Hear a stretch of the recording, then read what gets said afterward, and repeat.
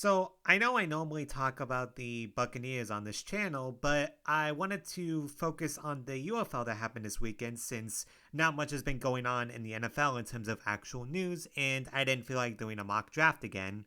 I wanted to look at not necessarily the gains, but more about the UFL as a whole in terms of what they did right and what they did wrong from a more production standpoint and more of a marketing standpoint, if you will. Now, the UFL, like I said, you might not have realized it's going on because I think they did a pretty poor job of advertising that the season was happening this weekend, or rather, last weekend, excuse me. And I think they could have done a much better job in terms of letting people know that it was going on. The only reason I even knew that the first UFL game was happening Friday was because I saw a random tweet, not even from the UFL, just from somebody else. So I think they could have done a better job there. But in terms of like the production of games and things of that nature, I thought they did a mostly good job. It seems like one of the cameras may have been down during the Showboats Panthers game because they kept having to use the sky camera to show all of the plays and stuff, which was a little bit nauseating, not gonna lie, because it's basically like an overhead view of the whole game. But because they showed it the whole time, it must have been one of the cameras broke. I don't know if they said it on the broadcast or not. I might have missed it if they did. But that was kind of annoying. But outside of that, I think all the camera people did a good job. All the announcers did a good job. And all of that sort of stuff was really good, which makes sense because Fox and ESPN were handling the production of this. So it makes sense that it didn't feel like amateurish. It felt like a professionally run broadcast, which is good because if the UFO wants to be taken seriously, that sort of thing I think needs to be on point. I will say I found it a little bit funny that it was pretty easy to get access to these games as opposed to NFL games.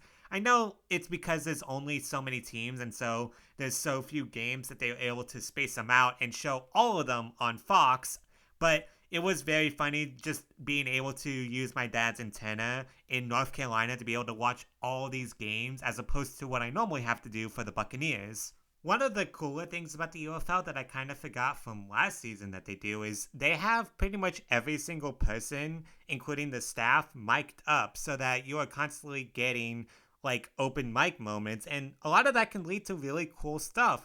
For example, like this openness led to Jaron Horton, who was being interviewed at the time, basically predicting exactly what the other team was doing. Jaron Horton is the defensive coordinator of the Memphis Showboats, and he basically predicted that the Panthers would go deep on second and long because he studied the tape, and that's what they normally do. And sure enough, that's exactly what happened. He called the perfect defense to block against that. And it was really cool having that. Like, hearing the coach lay out his reasoning for why he called a certain play and then it working perfectly. Like, not only did he call the right play, but his defensive players made the right move. Like, they did the right thing. It was just really cool.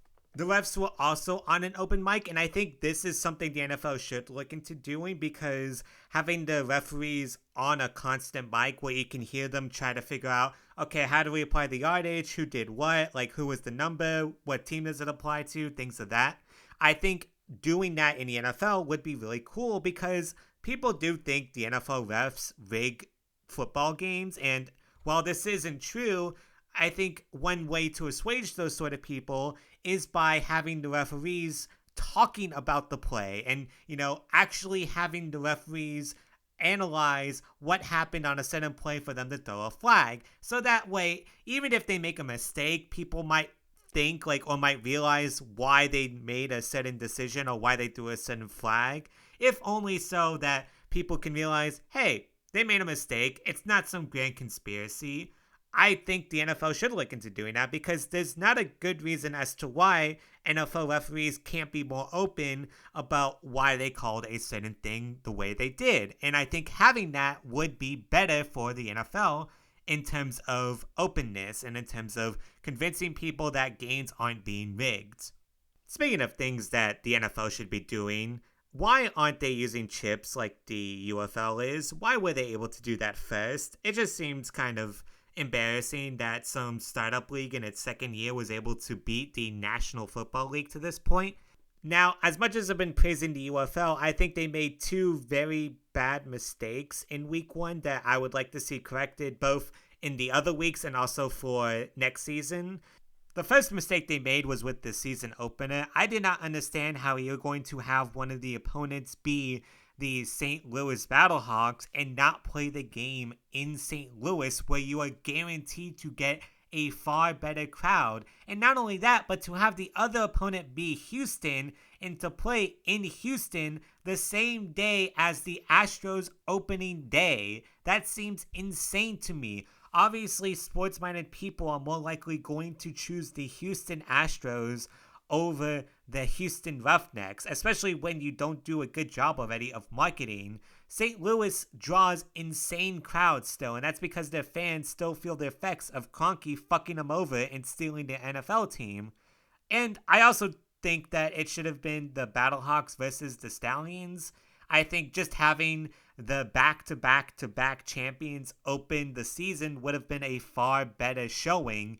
I'm not going to blame the UFL organization for having mostly bad games on week one because that was out of their control. They had no way of really knowing what teams would be competitive or not. Obviously, you have some idea, but I don't think anyone predicted mostly blowouts for all of the games except for the Defenders Stallions. But the other mistake they made was more on ESPN's side of things, so maybe the UFL isn't entirely to blame, but it was having constant segments where they kept introducing like this gambling analyst from ESPN Bets where they were talking about the money lines and such. And listen, the NFL has this problem for sure. Obviously, I think that they talk about gambling way too much. I'm not opposed to sports betting. I do it as well, so I'd be a hypocrite if I said that it's a bad thing. However, I think the NFL having constant promotions for it during the games is a bad thing, and it's just mostly annoying, especially when they don't have, in my opinion, proper safety warnings for the dangers of gambling too much, especially when you have younger fans looking at the games. However, the UFL really took it to a whole nother level. They straight up said during one of the games, I think it was the Renegades Brahmas game, where one of the analysts said that said in bet, I think it was a rushing touchdown, was easy money. That is just wildly inappropriate and should not be said during a game. Like, you cannot just say, oh, this bet was easy money. It's like, it's free money. That's just irresponsible to say the least. And quite frankly, I did not like that at all. And maybe I'm wrong here, I could be, I might have missed this, but I don't remember them even saying, remember to gamble responsibly. I don't think they said that. Like I said, maybe I'm wrong there. I'm not sure if I can find that, but that is just, I did not like that at all, to say the least. And I don't want them to keep doing that. And what I'm most worried about is if this will be in Monday Night Football because it's ESPN. We'll see if the NFL will stop ESPN from doing that. But yeah, that was, I think, the biggest mistake that the UFL made was just having that really heavy-handed promotion during a game. I just don't think that's appropriate, like I said before, and I don't want to see it in other UFL games. But let me know what you guys think if you watched the week one slate of UFL games. I don't know if I'll keep doing this for the other weeks. We'll see, I guess. But I was mostly impressed and happy with what the UFL did. Obviously, they need to improve upon certain things like the marketing. But if they are able to get butts in seats and people watching on TV, I see no reason why the UFL can continue.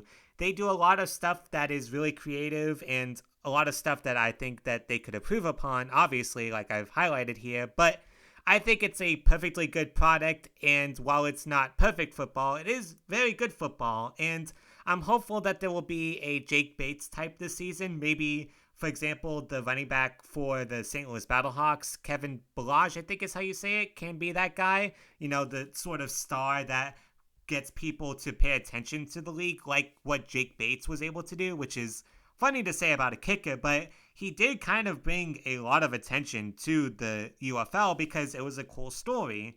But yeah, until next time, see ya.